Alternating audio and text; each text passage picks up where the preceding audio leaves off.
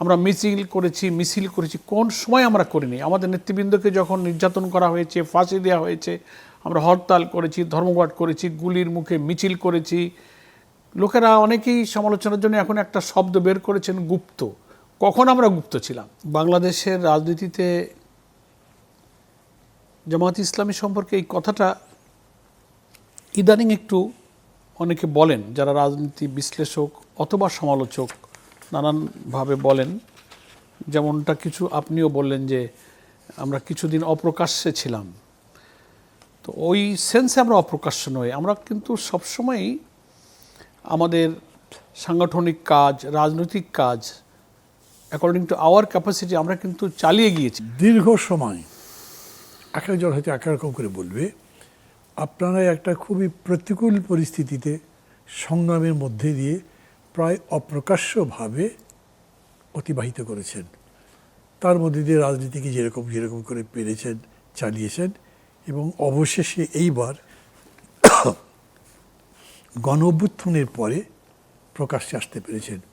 এবং এই প্রথম মানুষ আপনাদেরকে দেখলো। মাত্র কিছুদিন আগেও বিগত আওয়ামী সরকারের নির্বাচনের আগে আপনাদের রেজিস্ট্রেশন ক্যান্সেল করা হয়েছিল। সেই হিসেবে আপনাদের এখন দল হিসেবে স্বীকৃতি পাওয়ার কথা, যদি ওই আইন মেনে চলা হয়। কিন্তু এই সময়টাই যেহেতু বদলে গেছে, আপনারা এসছেন, আসবার পরে নির্বাচন হয়েছে, এবং সেই নির্বাচনে আপনারা 68টা সিট পেয়েছেন। ভাবতে গেলে বিস্ময়কর। আমি এর আগে যে সমস্ত টকশোতে কথাবার্তা হয়েছে সেখানে বলেছি, ওনারা আগে চেয়ে ভালো করবেন, ক্ষমতায় যাওয়ার মতো উঠতে পারবেন না, আর কতই বা হবে জানি না, ঠিক কোনো সংখ্যা বললেই। আপনার কীরকম অনুভূতি? এই আপনাদের এটাকে একটা বিরাট বিজয় নিশ্চয়ই বলেন, বা কীভাবে মূল্যায়ন করেন আপনারা? হ্যাঁ, ধন্যবাদ মান্না ভাই। আজকে আপনার সাথে কথা বলতে পেরে আমার নিজেরও ভালো লাগছে। বাংলাদেশের রাজনীতিতে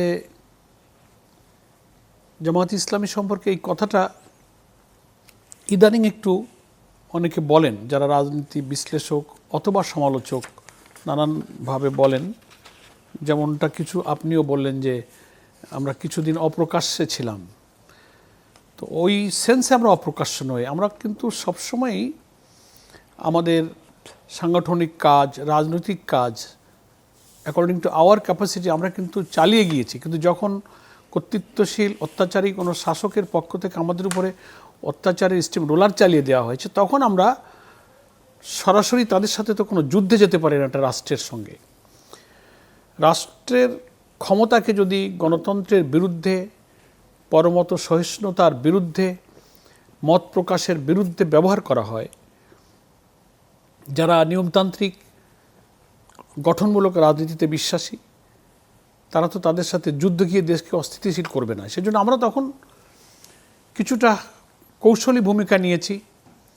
আমরা মিছিল করেছি, কোন সময় আমরা করিনি? আমাদের নেতৃবৃন্দকে যখন নির্যাতন করা হয়েছে, ফাঁসি দেওয়া হয়েছে, আমরা হরতাল করেছি, ধর্মঘট করেছি, গুলির মুখে মিছিল করেছি।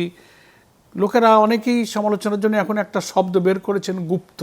কখন আমরা গুপ্ত ছিলাম? তো গুপ্ত হইলে তার উপরে গুলি করে কোথায়?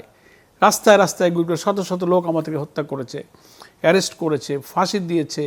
আমাদের নেতারা কেউ পালিয়ে যায়নি, তারা আদালতে হাজিরা দিয়েছে। আমার নামে 50টার বেশি মামলা ছিল আমার নামে। 7 বছরের মতো আমি জেল খেটেছি। তো আপনার সাথে আমি একসাথে জেলে ছিলাম। তো জেলে ছিলেন, আপনার সাথে পাশাপাশি অনেক দিনের চমৎকার অভিজ্ঞতা।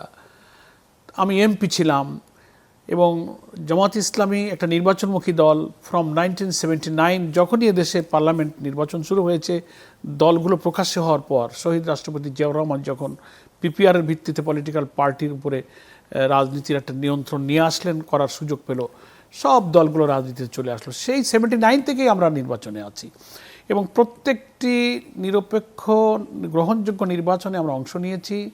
আমরা পার্লামেন্টে ছিলাম।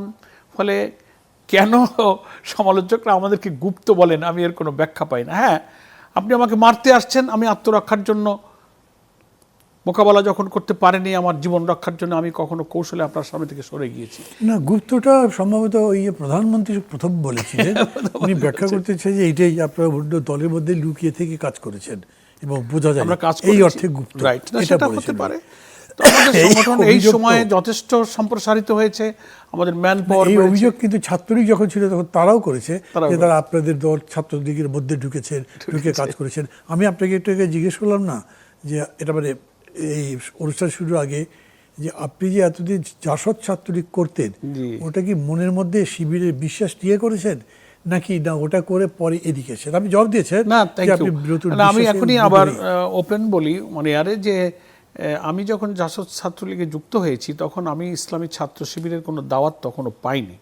সবে আমি এসএসসি পরীক্ষা দিয়েছি, আমার কিছু সিনিয়র বন্ধুরা ছাত্রলীগ করতেন। আমাদের লক্ষ্য বৈজ্ঞানিক সমাজতন্ত্র, জাসদ ছাত্রলীগ। তো আমি সেই ছাত্রলীগের সিনিয়র ভাইদের সাথেই যুক্ত হয়ে ছাত্রলীগে যুক্ত হয়ে পড়ি এবং একেবারে ইন্টারমিডিয়েট ভর্তি হয়ে কলেজে যাওয়া পর্যন্ত আমি এই মিটিং মিছিল তাদের সাথে আমি যুক্ত ছিলাম। পরবর্তীকালে ধীরে ধীরে আমার সিনিয়র বন্ধুদের আরও অনেকের বই পুস্তক পড়া, আমাদের কাছে কিছু দাওয়াত আসতে লাগলো, চিন্তার পরিবর্তন হলো। দেখলাম যে জাসদ ছাত্রলীগের থেকেও তো সমাজ পরিবর্তনের লক্ষ্যেই সেই আন্দোলনটা ছিল। তো এটাও তো সমাজ পরিবর্তনের লক্ষ্যে আন্দোলন, জাস্ট একটা ইডিওলজিক্যাল চেঞ্জ। তো আমি একজন being a Muslim, why not, আমি কেন আমার আদর্শের ভিত্তিতে সমাজ বদলের রাজনীতি কেন করব না?